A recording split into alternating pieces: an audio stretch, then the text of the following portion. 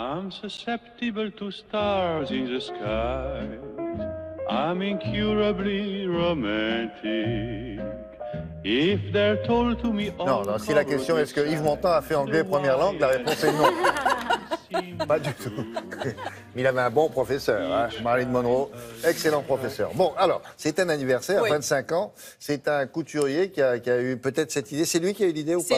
C'est lui qui a eu l'idée, vraiment voulu un petit peu changer les choses. Philippe disait qu'on n'a pas l'habitude d'imaginer que les plantes ne poussent pas dans la terre. Eh bien, nous, il y a un domaine en beauté, c'est dans le parfum, c'est pour le parfum. On ne veut absolument pas, on freine en France à cette idée que dans le parfum, il y a des notes synthétiques. Ben oui, on veut toujours voir des extraits de plantes très naturelles, du naturel. On va à Grasse et puis on regarde et voilà. Pourtant, l'un des plus grands parfums d'une grande dame française a démarré sur la base au 5e numéro de fait d'une note synthétique. C'est synthétique, ça? Et voilà, c'était avec une molécule, l'aldéhyde, qui était vraiment étonnante. Eh bien, ce couturier, que je vais nommer une fois, qui s'appelle Thierry Mugler, lui, il est parti sur une note synthétique qui s'appelle l'éthylmaltol. Alors, à quoi ça sert l'éthylmaltol?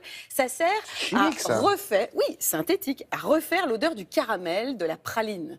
Presque l'odeur de cette barre de caramel industriel enrobée. C'était ça, cette odeur. Et pourquoi c'est intéressant de faire du synthétique sucré? C'est-à-dire qu'il a été voir le chimiste, il a ça, c'est mon enfance, voilà, je veux ça. Je veux ça. Et je veux un parfum, voilà, vous l'avez dit, le sucré, c'est la nostalgie. C'est l'enfance, c'est une forme d'addiction. Il y a même un professeur de neurosciences qui dit qu'on est génétiquement programmé pour aimer le sucré. Parce que le sucré, ça touche les endorphines et ça nous calme. Bref, tout ça a fait mixé dans son cerveau, à ce grand couturier, il y a 25 ans. Il a été le premier, dans une époque où on était très dans des notes marines, dans des notes très fraîches, le premier à se lancer dans sucré. C'était très gonflé à l'époque, parce qu'il ne savait pas si ça allait marcher ou pas. Voilà, une idée inspirée peut-être par les anges, qui sait, regardez.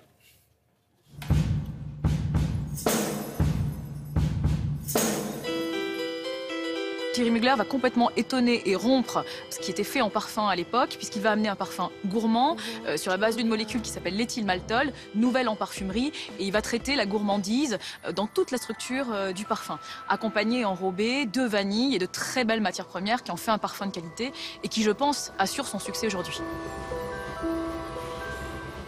Cette senteur qui a inspiré Thierry Mugler au départ, c'était avant tout une odeur de caramel, de barbe à papa, je dirais de fête foraine. À la création de ce parfum, le parfumeur Olivier Cresp, bien évidemment aidé par Thierry Mugler et Vera Struby, est allé faire le tour des gourmandises et friandises pour les ramener, sentir chacune d'entre elles et essayer de trouver celle qui rappelait le plus l'enfance de Thierry Mugler. Et c'est vrai que c'était la première fois qu'on pouvait imaginer un parfum on sentait une personne qu'on allait déguster, qu'on allait aimer.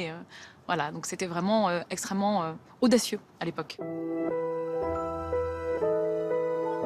Deuxième point important, c'est un flacon en forme d'étoile, un flacon jamais vu qui lui-même raconte une histoire, puisque par nature, l'étoile, on a tous une bonne étoile, c'est un symbole universel, extrêmement positif.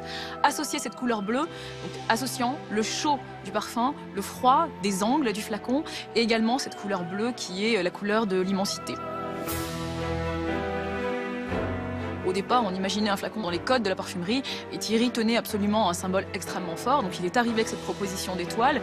Et pendant 2 ans, 3 ans, on a rencontré des verriers qui tous, les uns après les autres, nous ont dit c'est impossible, c'est impossible, c'est impossible. Quand on est arrivé à le faire, le prix de ce flacon était extrêmement élevé, qui rendait quasiment impossible de lancer ce produit sur le marché. On est arrivé avec l'idée d'avoir un flacon qui est tellement beau, donc qu'il se conserve, qu'il se garde. Chaque femme garde sa bonne étoile d'une certaine manière. Chaque pièce est unique, artisanale. Et donc du coup, eh bien, on est arrivé avec une idée de source, comme à l'origine du parfum, mais en réinventant la source à parfum. Et chaque femme peut venir ressourcer de manière éternelle son flacon.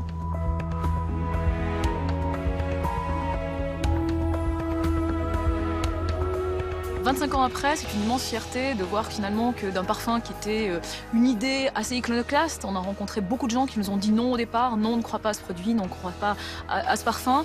Et 25 ans après, c'est devenu un mythe de la parfumerie.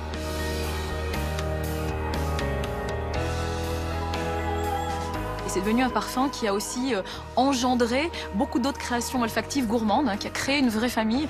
Et aujourd'hui, on dénombre plus de 400 parfums gourmands dans le monde. Sur les 10 parfums les plus vendus en France, eh bien 7 parfums sont des parfums gourmands. Donc on en est bien évidemment très fiers.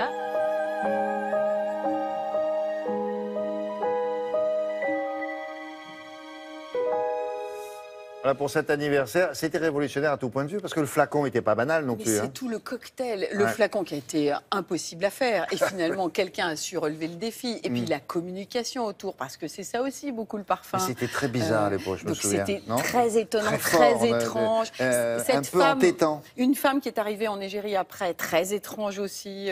Avec des cheveux blonds, non Voilà, venant un petit peu d'ailleurs.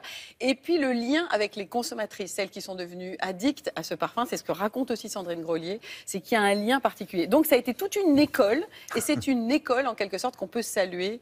Mais est-ce que 25 d'autres ans après. l'ont imité Ben, ce que précise Sandrine Grelier, c'est que sur 10 parfums maintenant qui sont dans les Ouais. meilleures ventes, Ouais. 7 sont dans ces notes sucrées Ah bon et courent derrière cette façon de parler aux gens. Je et crois cette que c'était façon une de génération de femmes qui avaient aimé ça, mais les jeunes, non. je pense que la génération d'après, Ah ouais elle est née dans ces effluves-là. Donc voilà, ça va donner encore Bon. d'autres petits.